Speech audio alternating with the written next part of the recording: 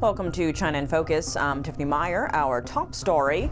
The mysterious death of Chinese star Menglong is fueling public outrage, with reports pointing to torture, slaughter, and a cover-up linked to powerful political families. Even as China clamps down with sweeping censorship, international media and grassroots investigators are keeping the story in the spotlight. U.S. Ambassador to China David Perdue affirming that President Trump hasn't wavered on Taiwan. The administration continues to uphold the One China policy, even as some recent moves seem less friendly to Taipei. We don't want any coercion, but we want this resolved peacefully. And China may have more ships, but the U.S. Navy holds the real power. Nuclear carriers and global reach keep America dominant for now. China's rapid growth is closing the gap.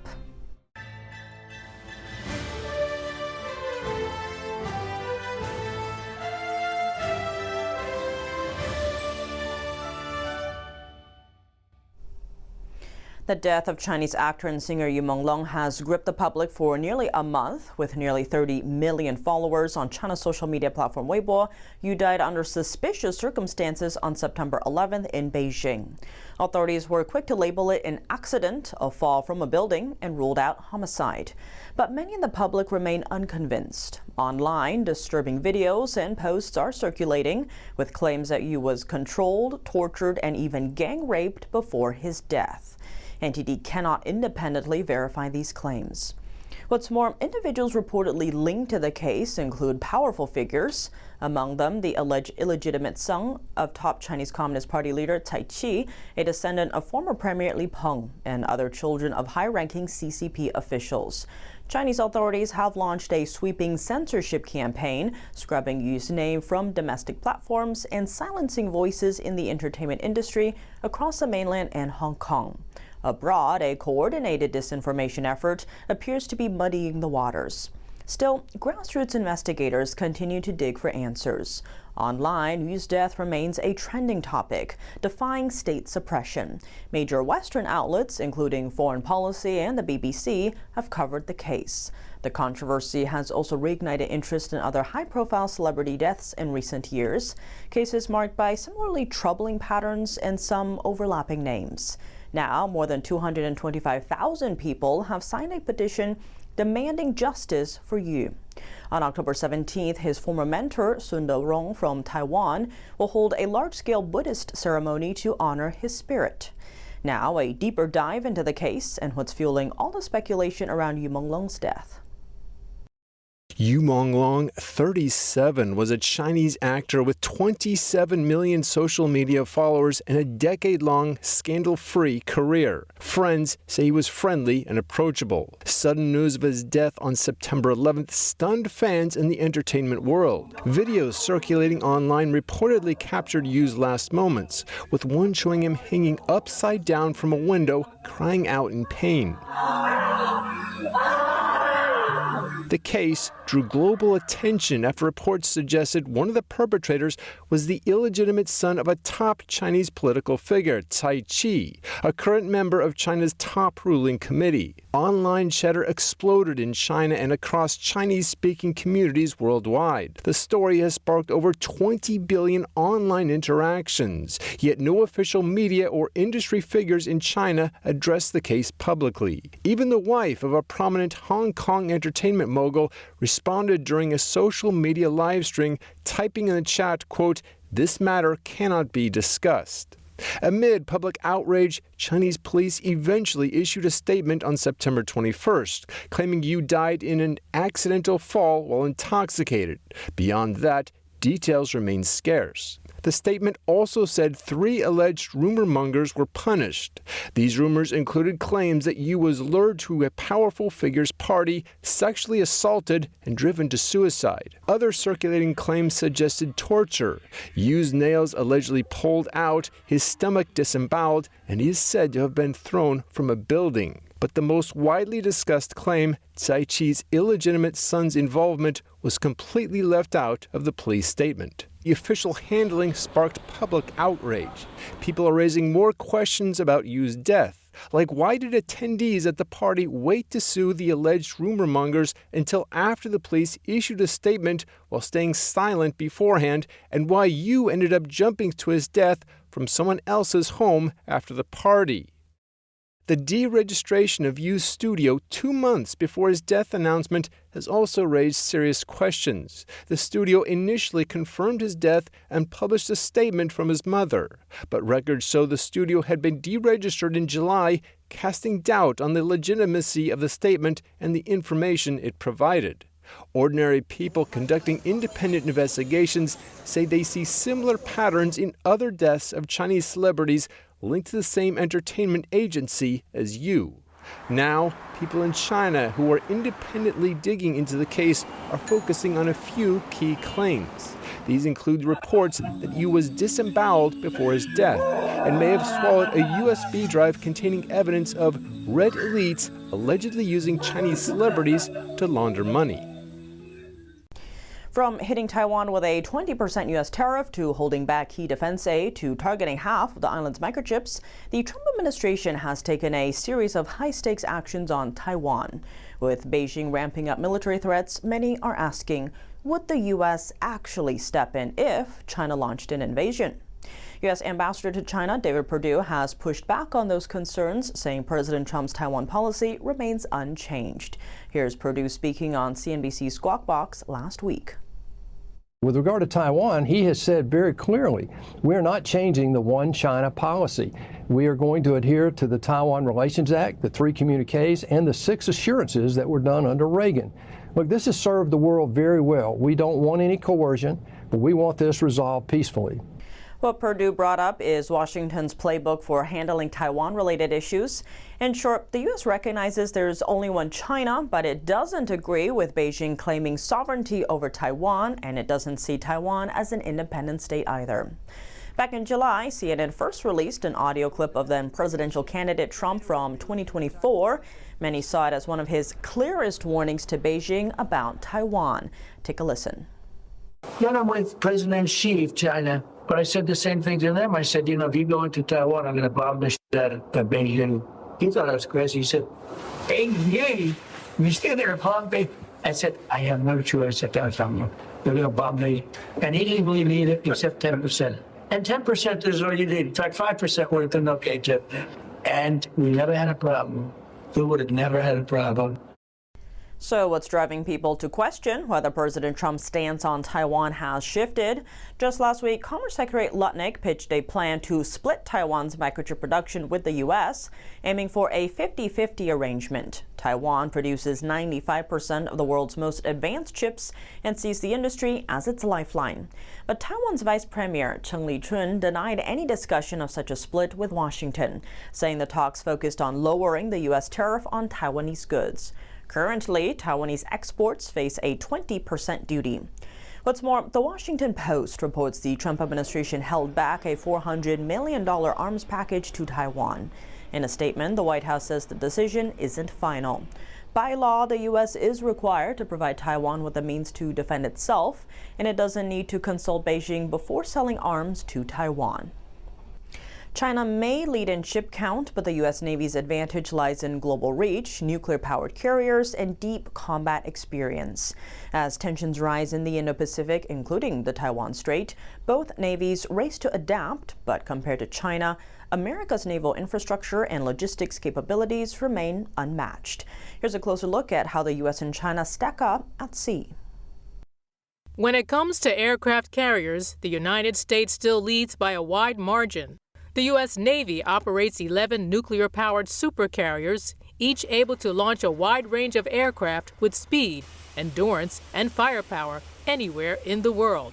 China, by contrast, has 3 carriers, all conventionally powered, with only its newest, called Fujian, using modern catapult launch systems. But China's Navy still lags in strike range, aircraft capacity, and the complex operations needed to sustain carriers on long missions. China now has the world's largest Navy, at least by number of ships.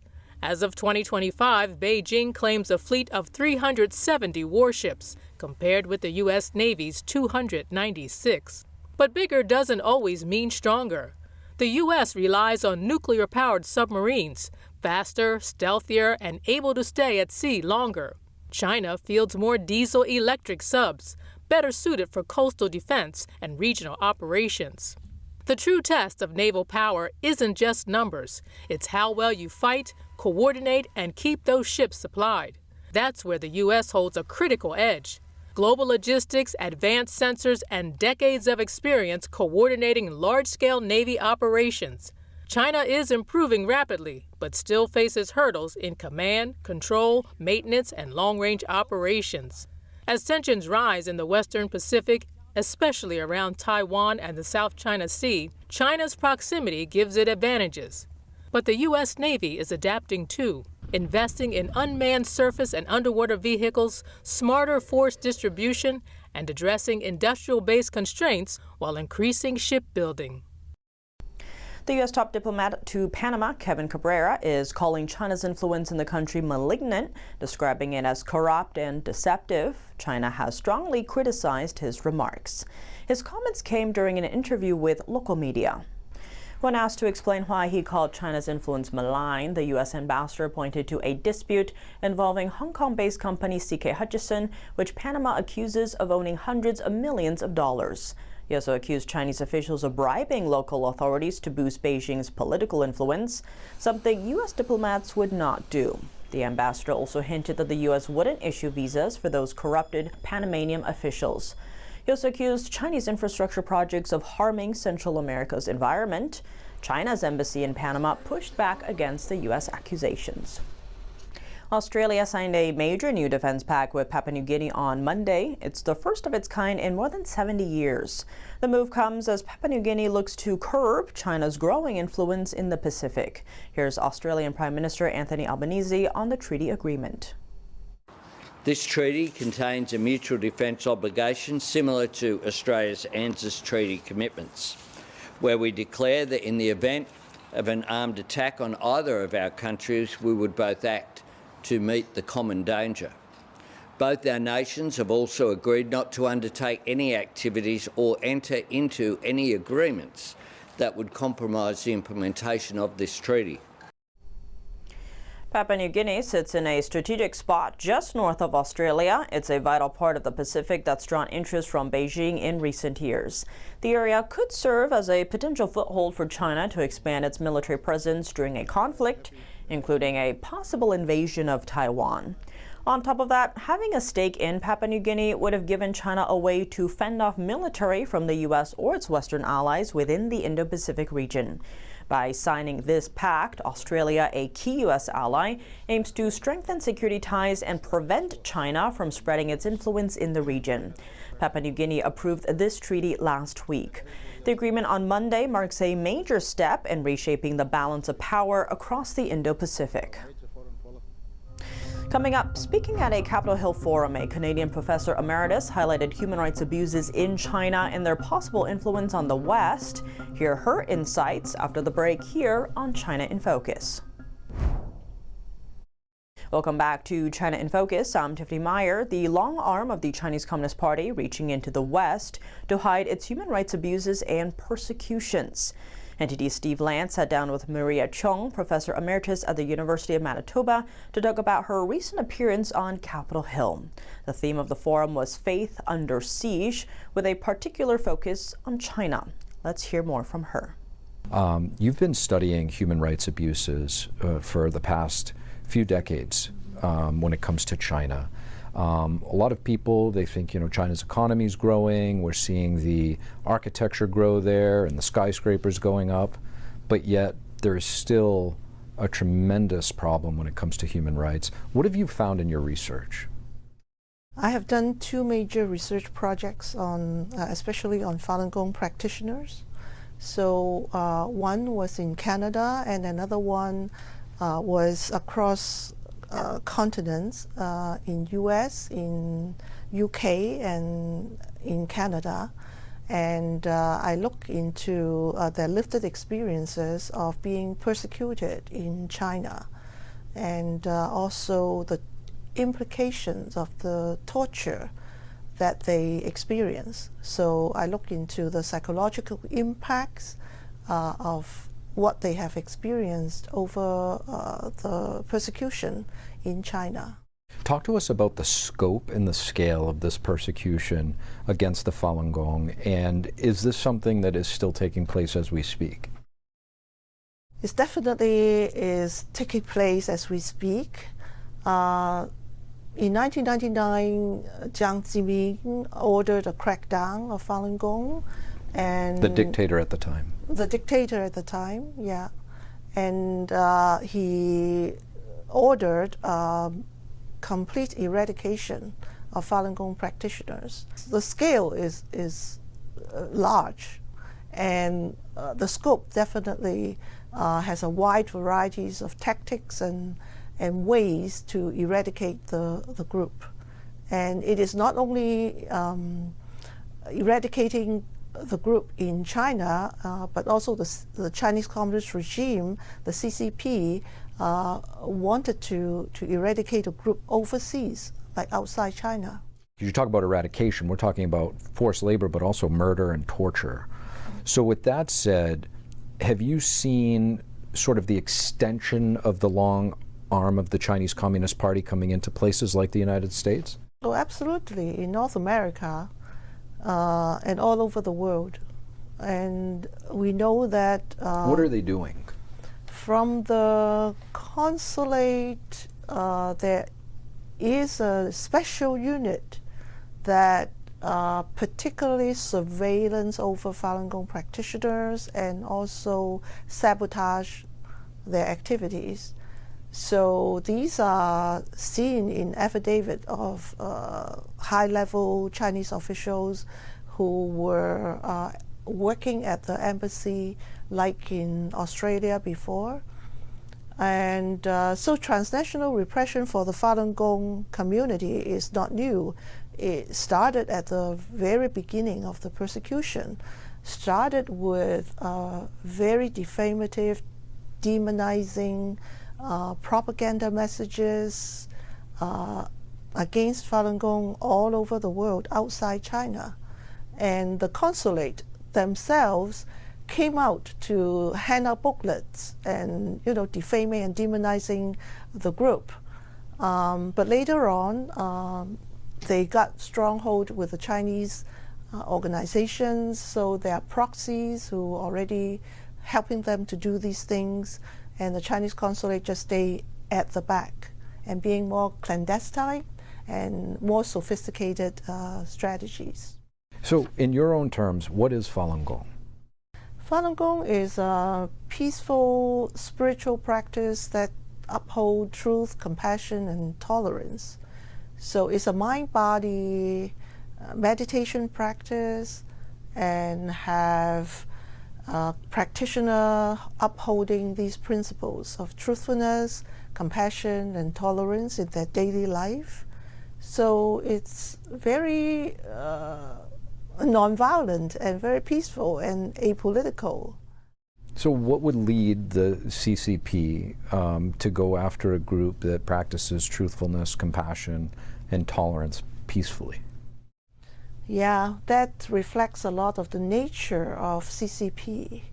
That first, when they found Falun Gong grew exponentially in the 90s, that exceeded the Chinese Communist Party members, because their official count, even though Falun Gong did not, and even today there is no membership, but they send undercover people to all the open sites in China and counted how many practitioners, and their official figure said 70 million.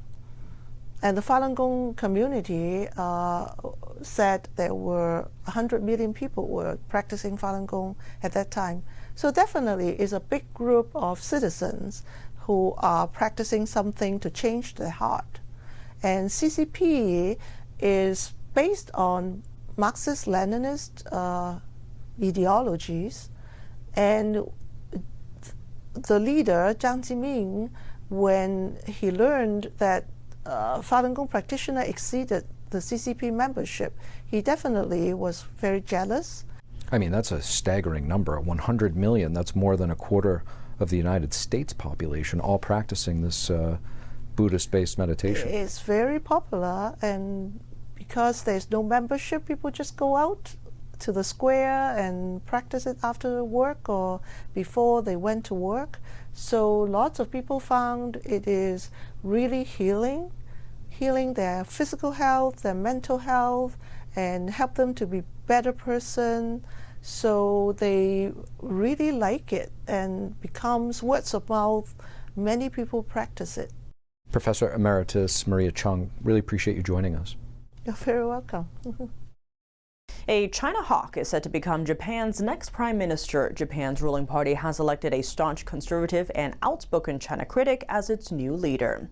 This likely makes her the nation's next prime minister after her predecessor resigned. Here's more. Security Minister Sanaya Takaichi defeated her moderate rival by 185 votes to 156. The victory makes her Japan's first female party president and almost certainly its first female prime minister. Takaichi is an admirer of former British Prime Minister Margaret Thatcher and a protege of the late Shinzo Abe, who was assassinated in 2022. Her win is expected to reassure her party's nationalist base, but may complicate diplomacy with China and South Korea. China's foreign ministry reacted cautiously, calling the outcome, quote, Japan's internal affair. After her victory, Takaichi called for unity and renewal inside a party battered by scandal and electoral setbacks. That's all for today's China in Focus. I'm Tiffany Meyer. If you have any feedback on the show or have something you'd like to see us cover, send us an email at chinainfocus@ntd.com. We'd love to hear from you. Round-the-clock original news coverage, visit us at ntd.com or download our NTD app. Thanks for watching. See you tomorrow.